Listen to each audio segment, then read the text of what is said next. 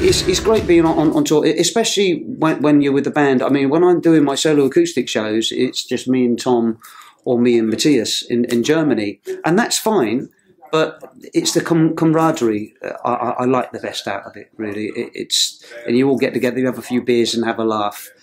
I enjoy all that, you know, because you're with friends, and you know, the two guys in the band, you know, Chuck Sabo and Gunnar Damon, I chose very carefully, and because I've known Chuck since Natalie Imbruglia, when he was the musical director for Natalie Imbruglia, and I always wanted him in my band, and I never thought maybe he wouldn't be able to do it because, you know, he's got other things going on, but he's doing it, which is great. And Gwen's been fantastic. I met him because he was my record company first of all, and then he was playing bass, and we ended up working together. And he's got a bass sound, and it all works.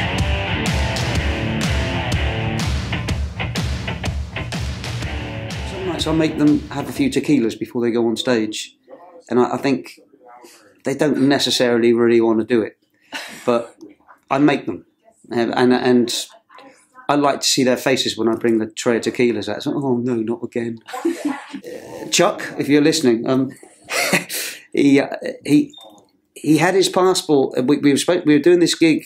It's called the Woodrock Festival in Austria, and Chuck had less than 3 months left on his passport, and on the morning of the show he tried to board the flight and they wouldn't allow him on the flight, so he couldn't board the flight, and we had to try and find a new drummer, which was very, very difficult. And so it's a bit of a standing joke with Chuck now, and he probably doesn't like me talking about it, but he's never going to hear the end of it.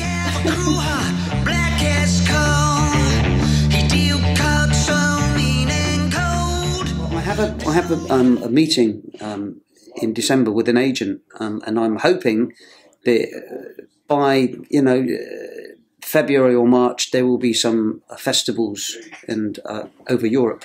That's what I'm hoping. We will see.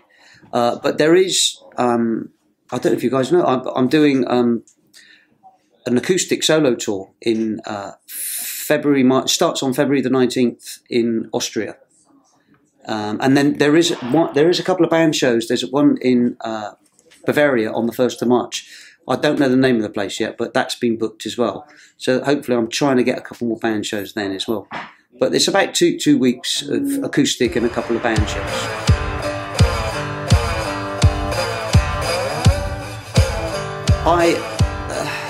I've been having this kind of thing going on in my head about it, and to be honest, I mean, we use some tracks live with a bit of piano, and watching, you know, some of the videos that people have put up from their phones and stuff. It sounds so full. It sounds great. I mean, it makes me think, well, do I need a piano player? Do I need another guitar player? I want to keep it the way it is. It's tight and it works. And but I just don't want to like water it down in any way. It's raw and it's great. So if you'd have asked me that 2 weeks ago, I would have probably said yes, but now, no, it's fine the way it is. Yeah.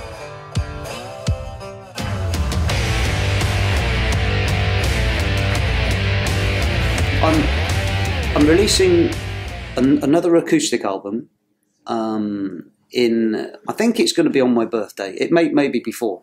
It's not a kind of big release or anything. It's an album I'm releasing myself. It's not with a label or anything like that. It's like imagine it as an album in between albums. It was mainly for the fans, and you know, it was recorded live in Essen, half of it. And there was 8 tracks that I was happy with. So we've mixed the 8 tracks. Gwen mixed the 8 tracks. And me and Steve Torch did another 8 new songs to go with it. And again, there's some great songs that, you know, we both written together, and Steve more than me, if I'm honest. And it's become a little bit more than just a live album for fans. It's very, very radio friendly as well. So I'm hoping that I'm going to get some radio play in Austria and Germany with it. But it's not a big deal, you know. The next electric album will be the big deal. But this was like for the fans mainly, you know.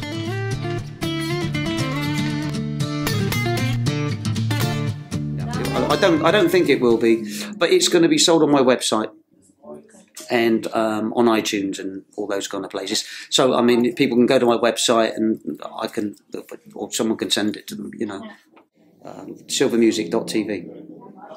And yeah, and it's going to be, it's a really nice, it's going to be, hopefully it's going to be like a gatefold album where you open it out and the big booklet and lots of information, you know.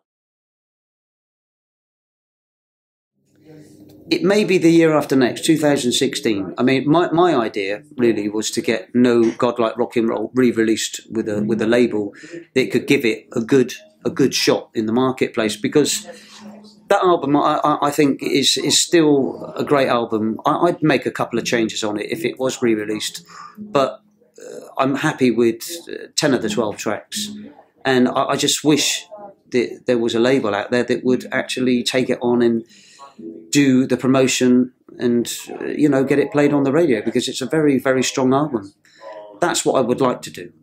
But, oh, I haven't told you the name of the acoustic album. The acoustic album is called Silverwing.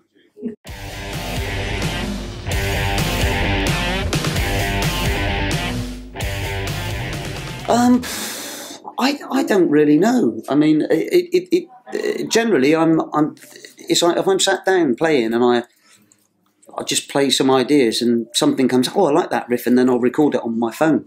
And then I'll go over to Steve, oh, do you like this? And he go, no, I don't like that. How about this one? Oh, that's good, yeah. Oh, I've got an idea. And that's how it just goes like that, really. You know, and we build it and build it. And I put some guitars down, I record the guitars, roughly. And then we get, obviously the main thing about the song is the melody and the lyric.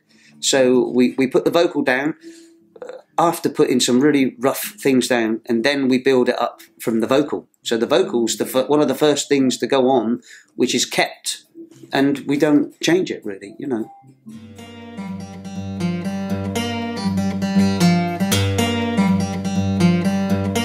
No, not really. I mean, yeah, it seems quite easy, because I've always loved coming up with guitar riffs, which I've been doing for years, and I always seem to come up with something that I like, and me and Steve work on it, and it seems just to work. And he's very, very good at coming up with songs over my two kind of chords that I play, which is great. It's a great thing really with him. Yeah. My Les Paul Goldtop is a favourite, and I don't get to see it much because it's always in a lockup somewhere with Christa Berg's stuff, and also my Fender Stratocaster, which my dad bought me when I was 16, my mum and dad, and I still got that and I still use that. But I was going to bring it here, but I was worried about it getting stolen, or I thought, oh no, I won't. And I've got a vintage, it's called a V52. It's a kind of copy of a Telecaster. It's a copy guitar, but I use that a lot on stage, and I absolutely love that. It's great. Yeah. So I don't have one favourite. If I was given one, which one would I use? It would be my Fender Stratocaster, the one that my dad bought me when I was 15, 16.